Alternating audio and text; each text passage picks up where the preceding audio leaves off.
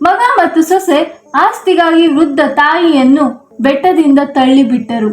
Hi friends, ಇದು ಉತ್ತರಾಖಂಡದ ಹರಿದ್ವಾರದ ನಿಜವಾದ ಕತೆ. ಅಲ್ಲಿ ಒಂದು ದೊಡ್ಡ ಮನೆಯಲ್ಲಿ ಒಂದು ಮೂಲೆಗಿದ್ದ ಚಿಕ್ಕ ಕೊಠಡಿಯಲ್ಲಿ ಸರೋಜಿನಿ ದೇವಿ ತಮ್ಮ ಹಳೆಯ ಮಂಚದ ಮೇಲೆ ಮಲಗಿದ್ದರು.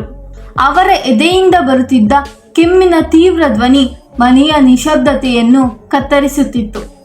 ಅವರ ದೇಹದ ಮೇಲೆ ಒಂದು ಸಣ್ಣ ಶಾಲ್ ಮಾತ್ರ ಇತ್ತು. ಅದು ಚಳಿಯಿಂದ ರಕ್ಷಿಸಲು ಸಾಕಾಗುತ್ತಿರಲಿಲ್ಲ. ಆದರೆ ಈಗ ಕೇಳಿಕೊಳ್ಳುವುದನ್ನು ಹೊರತುಪಡಿಸಿ ಅವರಿಗೆ ಇನ್ನೊಂದು ಮಾರ್ಗ ಇರಲಿಲ್ಲ. ಅವರು ಕಂಪಿಸುತ್ತಿದ್ದ ತುಟಿಗಳಿಂದ ನಿಧಾನವಾಗಿ ಹೇಳಿದರು, ನಂದಿನಿ ಸೊಸೆ, ಸ್ವಲ್ಪ ನೀರು ಕೊಡಮ್ಮ ಎಂದು. ಅವರ ಧ್ವನಿ ಅಷ್ಟು ದುರ್ಬಲವಾಗಿತ್ತು, ತಮ್ಮ ಮಾತುಗಳನ್ನೇ ಭಯ ಪಡುವಂತೆ. ಆದರೆ ಆ ಧ್ವನಿ ಪಕ್ಕದ ಕೊಠಡಿಗೆ ತಲುಪಿತು. ಅಲ್ಲಿ ನಂದಿನಿ ಸುಖವಾಗಿ ಟಿವಿ ನೋಡುತ್ತಿದ್ದಳು. ಅವಳು ಕೋಪದಿಂದ ರಿಮೋಟ್ ಅನ್ನು ಎಸೆದು ಕೋಪದಿಂದ ಕೊಠಡಿಗೆ ಬಂದಳು. ಆದರೆ ಅವಳ ಕೈಯಲ್ಲಿ ನೀರಿನ ಗ್ಲಾಸ್ ಇರಲಿಲ್ಲ, ಬದಲಿಗೆ ಕೆಲವು ಕಾಗದಗಳು ಇವೆ. ಅವಳು ಒಳಗೆ ಬಂದು ಯಾವುದೇ ಮಾತಿಲ್ಲದೆ ಕಾಗದಗಳನ್ನು ಸರೋಜಿನಿ ದೇವಿಯ ಮುಂದೆ ಎಸೆದು ಗಟ್ಟಿಯಾಗಿ ಹೇಳಿದಳು, ಇದನ್ನು ನೋಡು, ನಿನ್ನ ಔಷಧಿಗಳ ಬಿಲ್ 5,000 ರೂಪಾಯಿ. ನಾವು ಸರಿಯಾಗಿ ಊಟ ಮಾಡಿಕೊಳ್ಳಲು ಆಗುತ್ತಿಲ್ಲ, ಆದರೆ ನಿನ್ನ ಖರ್ಚು ಮಾತ್ರ ಮುಗಿಯುವುದೇ ಇಲ್ಲ ಎಂದು ಕಿರಿಚಿದಳು. ಸರೋಜಿನಿ ದೇವಿ ಕಂಪಿಸುತ್ತಿದ್ದ ಕೈಗಳಿಂದ ಕಾಗದವನ್ನು ಎತ್ತಲು ಪ್ರಯತ್ನಿಸಿದರು. ಆದರೆ ಅವರ ದೃಷ್ಟಿ ಮಂಕಾಗಿತ್ತು. ಅವರು ನಿಧಾನವಾಗಿ ಹೇಳಿದರು, ಮಗಳೇ, ನಾನು ಏನು ಮಾಡಲಿ? ಈಗ ನನ್ನ ದೇಹ ಸಹಕರಿಸುತ್ತಿಲ್ಲ ಎಂದು ಹೇಳಿದಳು. ನಂದಿನಿಯ ಮುಖ ಇನ್ನಷ್ಟು ಕಠಿಣವಾಯಿತು. ಹಾಗಾದರೆ ಸತ್ತು ಬಿಡು, ಎಷ್ಟು ದಿನ ಹೀಗೆ ಭಾರವಾಗಿರ್ತೀಯ ಎಂದು ಹೇಳಿದಳು. ಅವಳ ಮಾತುಗಳು ಬಾಣದಂತೆ ಹೃದಯಕ್ಕೆ ತೂರಿಕೊಂಡವು. ಆದರೆ ಸರೋಜಿನಿ ದೇವಿ ಮೌನವಾಗಿದ್ದರು. ನೋವು ಸಹಿಸುವುದು ಅವರಿಗೆ ಅಭ್ಯಾಸವಾಗಿತ್ತು. ಅಷ್ಟರಲ್ಲಿ ಬಾಗಿಲಿನ ಧ್ವನಿ ಕೇಳಿಸಿತು. ಸರೋಜಿನಿ ದೇವಿಯ ಮಗ ಅಮಿತ್ ಆಫೀಸ್ನಿಂದ ಬಂದನು. ಅವನು ಕೊಠಡಿಯಲ್ಲಿ ತಾಯಿಯನ್ನು ನೋಡಿದರೂ ಮುಖದಲ್ಲಿ ಯಾವುದೇ ಕರುಣೆ ಇರಲಿಲ್ಲ.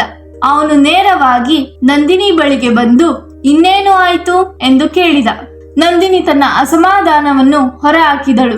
ನಾನು ಇನ್ನೂ ಸಹಿಸಲು ಸಾಧ್ಯವಿಲ್ಲ ಅಮಿತ್, ಈಕೆ ಇಲ್ಲಿ ಇರಲಿ, ಇಲ್ಲವೇ ನಾನು ಎಂದು ಹೇಳಿದಳು.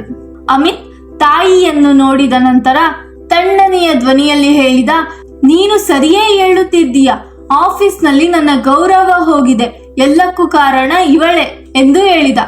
ನಂತರ ಅವನು ತಾಯಿಯ ಬಳಿ ಬಂದು ಅವರನ್ನು ಗದರಿಸುತ್ತಾ, ಕೇಳ್ತಿದ್ದೀಯಾ ಅಮ್ಮ, ನಿನ್ನಿಂದ ನನ್ನ ಜೀವನವೇ ನಿಂತಿದೆ ಎಂದು ಹೇಳಿದ. ಸರೋಜಿನಿ ದೇವಿಯ ಕಣ್ಣಿನಲ್ಲಿ ಕಣ್ಣೀರು ತುಂಬಿತು. ಮಗನೇ, ನಾನು ಯಾವಾಗಲೂ ನಿನ್ನ ಒಳ್ಳೆಯದನ್ನೇ ಬಯಸಿದ್ದೆ ಎಂದು ಹೇಳುತ್ತಿದ್ದಾಗಲೇ ಅಮಿತ್ ಮಾತು ಕಡಿತಗೊಳಿಸಿದ. ಇನ್ನು ಬೇಡ ಈ ಕತೆ, ನೀನು ನಮಗೆ ಭಾರ ಮಾತ್ರ ಎಂದನು. ಕೊಠಡಿಯಲ್ಲಿ ಕೆಲ ಕ್ಷಣ ಮೌನ ಆವರಿಸಿತು. ಆದರೆ ಆ ಮೌನದ ಹಿಂದೆ ಭಯಾನಕ ಯೋಚನೆ ಹುಟ್ಟಿತು. ಅಮಿತ್ ಮತ್ತು ನಂದಿನಿ ಒಬ್ಬರನ್ನೊಬ್ಬರು ನೋಡಿ ಮಾತಿಲ್ಲದೆ ನಿರ್ಧಾರ ಮಾಡಿಕೊಂಡರು. ಮಾನವೀಯತೆಯ ಎಲ್ಲಾ ಮಿತಿಗಳನ್ನು ಮೀರುವ ನಿರ್ಧಾರ. ತಕ್ಷಣ ಅಮಿತ್ನ ಮುಖ ಬದಲಾಯಿತು.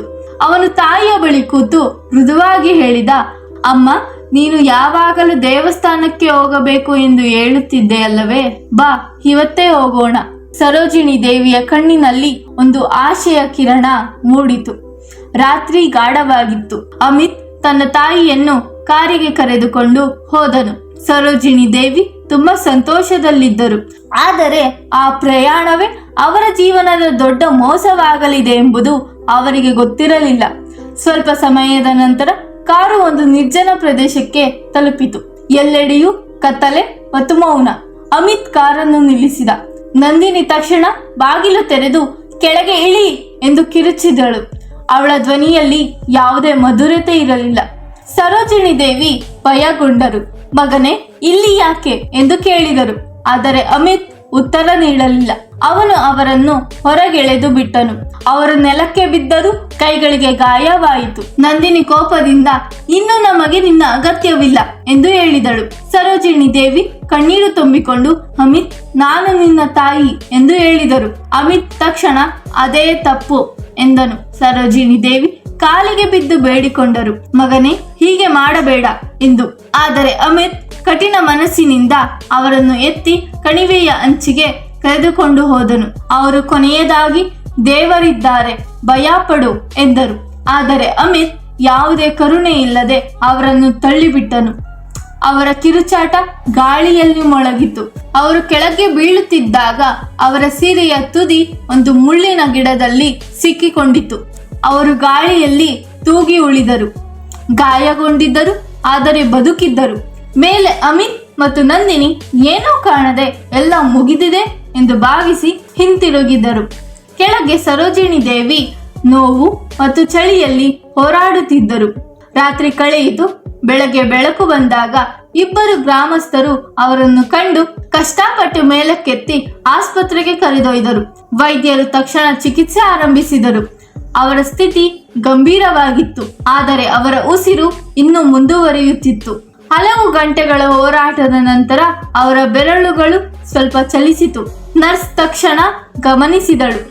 ಡಾಕ್ಟರ್ ಅನ್ನು ಕರೆಸಿದರು. ನಿಧಾನವಾಗಿ ಅವರ ಕಣ್ಣುಗಳು ತೆರೆದವು. ಕೊಠಡಿಯಲ್ಲಿ ಇದ್ದ ಎಲ್ಲರೂ ಸರೋಜಿನಿ ದೇವಿಯವರು ನೋವಿನಿಂದ ಅಳುತ್ತಾರೆ, ಕಿರುಚುತ್ತಾರೆ ಅಥವಾ ತಮ್ಮ ಮಗನನ್ನು ಕರೆಯುತ್ತಾರೆ ಎಂದು ನಿರೀಕ್ಷಿಸಿದ್ದರು. ಆದರೆ ಹಾಗೇನೂ ಆಗಲಿಲ್ಲ. ಅವರ ಕಣ್ಣುಗಳು ಶಾಂತವಾಗಿದ್ದವು. ಭಯವೂ ಇಲ್ಲ, ನೋವೂ ಇಲ್ಲ. ಬದಲಾಗಿ ಒಂದು ತಣ್ಣನೆಯ ಸ್ಥಿರತೆ ಇತ್ತು. ಡಾಕ್ಟರ್ ಹತ್ತಿರ ಬಂದು ಹೇಳಿದರು, ನೀವು ಈಗ ಸುರಕ್ಷಿತ, ಅಪಾಯದಿಂದ ಹೊರಬಂದಿದ್ದೀರಾ ಎಂದು. ಸರೋಜಿನಿ ದೇವಿ ಅವರನ್ನು ನೋಡಿದರು, ಆದರೆ ಯಾವುದೇ ರೀತಿಯ ಪ್ರತಿಕ್ರಿಯೆ ನೀಡಲಿಲ್ಲ. ಕೆಲವು ಕ್ಷಣಗಳ ನಂತರ ಅವರು ಬಹಳ ನಿಧಾನವಾಗಿ ಹೇಳಿದರು, ನಾನು ಬದುಕಿದ್ದೇನೆ ಎಂದು. ಡಾಕ್ಟರ್ ತಲೆಯಾಡಿಸಿದರು. ಹೌದು, ಇದು ಒಂದು ಅದ್ಭುತ ಎಂದರು. ಅವರ ತುಟಿಗಳ ಮೇಲೆ ಸ್ವಲ್ಪ ರೇಖೆ ಮೂಡಿತು. ಅದು ನಗು ಅಲ್ಲ, ಬೇರೆ ಯಾವುದೋ ಏನೋ ಅಪೂರ್ಣ ಕೆಲಸ ನೆನಪಾದಂತೆ. ಅದೇ ಸಮಯದಲ್ಲಿ ಒಬ್ಬ ಪೊಲೀಸ್ ಅಧಿಕಾರಿ ಅಲ್ಲಿಗೆ ಬಂದನು. ಅವನು ಗಂಭೀರ ಧ್ವನಿಯಲ್ಲಿ ಕೇಳಿದ, ಅಮ್ಮ, ನಿಮ್ಮನ್ನು ಯಾರು ತಳ್ಳಿದರು? ನಮಗೆ ಸತ್ಯ ತಿಳಿಯಬೇಕು ಎಂದನು. ಕೊಠಡಿಯಲ್ಲಿ ಮೌನ ಆವರಿಸಿತು. ಸರೋಜಿನಿ ದೇವಿ ಕೆಲವು ಕ್ಷಣ ಮೇಲ್ಛಾವಣಿಯತ್ತ ನೋಡಿದರು. ನಂತರ ನಿಧಾನವಾಗಿ ಹೇಳಿದರು, ಯಾರೂ ಇಲ್ಲ ಎಂದು. ಪೊಲೀಸ್ ಅಧಿಕಾರಿ ಆಶ್ಚರ್ಯಗೊಂಡನು. ಆದರೆ ಅವರು ಅವನ ಮಾತನ್ನು ಮಧ್ಯ ನಿಲ್ಲಿಸಿ ಹೇಳಿದರು, ನಾನು ಸ್ವತಃ ಬಿದ್ದೆ ಎಂದು. ಡಾಕ್ಟರ್ ಮತ್ತು ನರ್ಸ್ ಒಬ್ಬರನ್ನೊಬ್ಬರು ನೋಡಿಕೊಂಡರು. ಅಧಿಕಾರಿ ಏನೂ ಅರ್ಥವಾಗದೆ ಮೌನವಾಗಿದ್ದನು. ಅವನು ಹೋದ ನಂತರ ಸರೋಜಿನಿ ದೇವಿ ಕಣ್ಣುಗಳನ್ನು ಮುಚ್ಚಿದರು. ಅವರ ಮನಸ್ಸಿನಲ್ಲಿ ಎಲ್ಲವೂ ಸ್ಪಷ್ಟವಾಗಿತ್ತು. ಅಮಿತ್ನ ಮುಖ, ಅವನ ತಳ್ಳುವಿಕೆ, ನಂದಿನಿಯ ನಗು. ಆದರೆ ಈಗ ಆ ನೆನಪುಗಳಲ್ಲಿ ನೋವು ಇರಲಿಲ್ಲ. ಈಗ ಅಲ್ಲಿ ಒಂದೇ ಒಂದು ಗುರಿ ಇತ್ತು. ಕೆಲವು ದಿನಗಳು ಚಿಕಿತ್ಸೆ ಮುಂದುವರಿದಿತು. ದೇಹ ನಿಧಾನವಾಗಿ ಗುಣವಾಗತೊಡಗಿತು. ಆದರೆ ಅವರೊಳಗಿನ ಬದಲಾವಣೆ ಇನ್ನೂ ಗಾಢವಾಗಿತ್ತು. ಒಂದು ಸಂಜೆ ಅವರು ಒಬ್ಬರೇ ಇದ್ದಾಗ ನಿಧಾನವಾಗಿ ತಮ್ಮೊಳಗೆ ಹೇಳಿದರು, ಈಗ ನನ್ನ ಸರದಿ ಎಂದು. ಅವರಿಗೆ ಎಲ್ಲವೂ ನೆನಪಿತ್ತು. ಮನೆಯ ದಾಖಲೆಗಳು, ನಿಜವಾದ ಮಾಲೀಕತ್ವದ ಕಾಗದಗಳು, ಅಮಿತ್ಗೆ ತಿಳಿಯದ ಸತ್ಯಗಳು.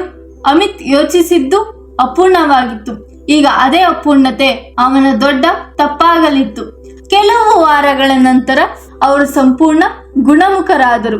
ಆಸ್ಪತ್ರೆಯಿಂದ ಹೊರಬಂದು ದೀರ್ಘ ಉಸಿರು ಎಳೆದರು. ಹೊಸ ಜೀವನ ಆರಂಭವಾಗುತ್ತಿರುವಂತೆ ಭಾಸವಾಯಿತು.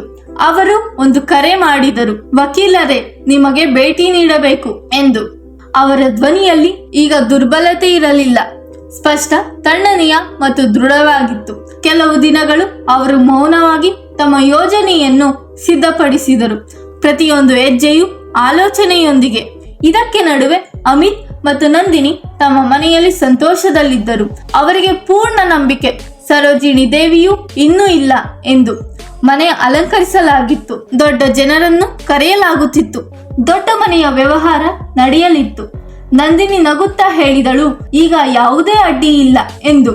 ಅಮಿತ್ ಉತ್ತರಿಸಿದ, ಹೌದು, ಈಗ ಎಲ್ಲವೂ ನಮ್ಮದೇ ಎಂದನು.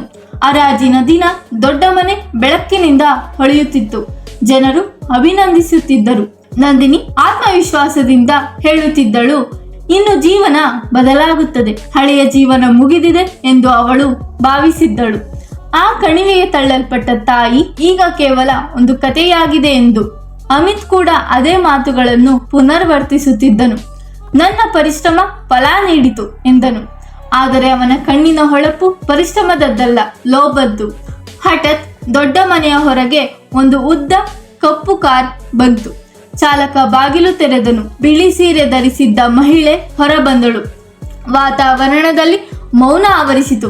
ಆಕೆ ನಿಧಾನವಾಗಿ ಒಳಗೆ ಬಂದಳು.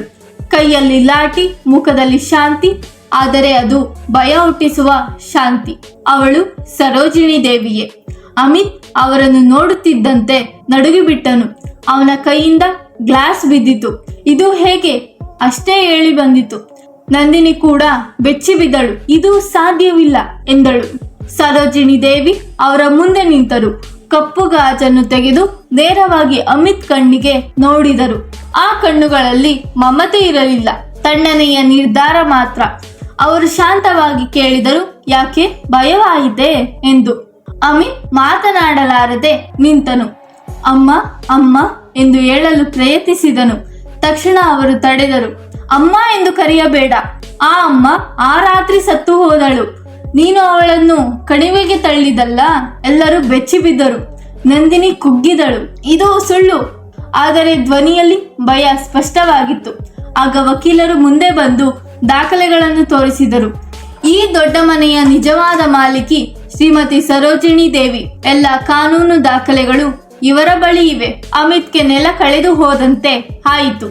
ಪೊಲೀಸ್ ಅಧಿಕಾರಿ ಮುಂದೆ ಬಂದು ಹೇಳಿದರು, ಅಮಿತ್ ಮತ್ತು ನಂದಿನಿ, ನಿಮ್ಮನ್ನು ಕೊಲೆ ಪ್ರಯತ್ನ ಮತ್ತು ಮೋಸದ ಆರೋಪದಲ್ಲಿ ಬಂಧಿಸುತ್ತೇವೆ. ನಂದಿನಿ ಕುಗ್ಗಿದಳು. ಇಲ್ಲ ಇಲ್ಲ ಎಂದು. ಅಮಿತ್ ಕಾಲಿಗೆ ಬಿದ್ದು ಬೇಡಿಕೊಂಡನು. ಅಮ್ಮ ಕ್ಷಮಿಸು, ತಪ್ಪಾಯಿತು ಎಂದನು. ಆದರೆ ಸರೋಜಿನಿ ದೇವಿ ಕಾಲನ್ನು ಹಿಂದಕ್ಕೆ ತೆಗೆದುಕೊಂಡರು. ನೀನು ತಪ್ಪು ಎನ್ನುತ್ತಿರುವುದು ಒಂದು ಸಂಚು. ಸಂಚಿಗೆ ಕ್ಷಮೆ ಇರುವುದಿಲ್ಲ ಎಂದರು. ನಾವು ನಿಮ್ಮವರಲ್ಲವೇ ಎಂದು ಅಮಿತ್ ಅತ್ತನು. ಅವರು ಉತ್ತರಿಸಿದರು, ನಿಜವಾದವರು ಜೊತೆ ನಿಂತವರು. ತಮ್ಮವರನ್ನೇ ಕೊಲ್ಲಲು ಹೊರಟವರು ಯಾರವರೂ ಅಲ್ಲ ಎಂದರು. ನಂದಿನಿ ಕುಗ್ಗುತ್ತಿದ್ದಳು. ಅವಳಲ್ಲಿ ಆತ್ಮವಿಶ್ವಾಸ ಇರಲಿಲ್ಲ. ಸರೋಜಿನಿ ದೇವಿ ಪೊಲೀಸರಿಗೆ ಸೂಚಿಸಿದರು, ಇವರನ್ನು ತೆಗೆದುಕೊಂಡು ಹೋಗಿ ಎಂದು. ಅವರನ್ನು ಎಳೆದುಕೊಂಡು ಹೋದರು. ಹೊರಗೆ ಅವರ ವಸ್ತುಗಳನ್ನು ಎಸೆದರು. ಅವರು ಪರಸ್ಪರ ದೋಷಾರೋಪಣೆ ಮಾಡಿಕೊಳ್ಳಲು ಆರಂಭಿಸಿದರು. ಲೋಭದ ಮೇಲೆ ನಿಂತಿದ್ದ ಸಂಬಂಧ ಕುಸಿದು ಬಿಟ್ಟಿತು. ಪೊಲೀಸ್ ವಾಹನ ಹೊರಟಾಗ ಅಮಿತ್ ಕೂಗಿದನು, ಅಮ್ಮ ನಮ್ಮನ್ನು ಬಿಡಿಸಿ ಎಂದು. ಸರೋಜಿನಿ ದೇವಿ ನಿಧಾನವಾಗಿ ಗೇಟಿನವರೆಗೆ ಬಂದು ಒಂದು ನಾಣ್ಯವನ್ನು ಎಸೆದು, ಇದು ನೀನು ನನ್ನನ್ನು ಮರಣದತ್ತ ಬಿಟ್ಟ ಪ್ರಯಾಣದ ಬಾಡಿ ಎಂದರು. ಅವರ ಧ್ವನಿಯಲ್ಲಿ ಕೋಪವಿರಲಿಲ್ಲ, ಕೇವಲ ಸತ್ಯ. ಗೇಟ್ ಮುಚ್ಚಿತು. ಅದು ಒಂದು ಅಂತ್ಯ ಮತ್ತು ಹೊಸ ಆರಂಭವೂ ಕೂಡ. ಕೆಲವೇ ಕ್ಷಣಗಳಲ್ಲಿ ದೊಡ್ಡ ಮನೆಯೊಳಗೆ ಮಕ್ಕಳ ನಗುವು ಕೇಳಿಸಿತು. ಸರೋಜಿನಿ ದೇವಿ ತಮ್ಮ ಆಸ್ತಿಯನ್ನು ಅನಾಥಾಶ್ರಮಕ್ಕೆ ದಾನ ಮಾಡಿದರು. ಅವರು ಅಂಗಣದಲ್ಲಿ ನಿಂತು ಆಕಾಶವನ್ನು ನೋಡಿದರು. ಈಗೋ ನಿಜವಾಗಿಯೂ ಎಲ್ಲವೂ ಮುಗಿದಿದೆ ಎಂದರು. ಸ್ನೇಹಿತರೆ, ಈ ಕಥೆಯ ಪಾಠ ಸ್ಪಷ್ಟ. ತಂದೆ ತಾಯಿ ಭಾರವಲ್ಲ, ಅವರು ನಮ್ಮ ಬದುಕಿನ ಅಡಿಪಾಯ. ಅದನ್ನು ಒಡೆಯಲು ಯತ್ನಿಸಿದರೆ ನಮ್ಮದೇ ಮನೆ ಕುಸಿಯುತ್ತದೆ. ಏಕೆಂದರೆ ಕರ್ಮದ ಫಲ ಈ ಜೀವನದಲ್ಲೇ ಸಿಗುತ್ತದೆ. ನೀವು ಸರೋಜಿನಿ ದೇವಿಯ ಸ್ಥಾನದಲ್ಲಿದ್ದರೆ ಏನು ಮಾಡುತ್ತಿದ್ದೀರಿ? ಕ್ಷಮಿಸುತ್ತೀರಾ ಅಥವಾ ಶಿಕ್ಷೆ ಕೊಡುತ್ತೀರಾ? ನಿಮ್ಮ ಅಭಿಪ್ರಾಯವನ್ನು ತಿಳಿಸಿ. ಈ ಕಥೆ ನಿಮಗೆ ಇಷ್ಟವಾಗಿದ್ದರೆ ಲೈಕ್ ಮಾಡಿ, ಶೇರ್ ಮಾಡಿ ಮತ್ತು ನಮ್ಮ ಚಾನೆಲ್ ಅನ್ನು ಸಬ್ಸ್ಕ್ರೈಬ್ ಆಗಿ. ಧನ್ಯವಾದಗಳು.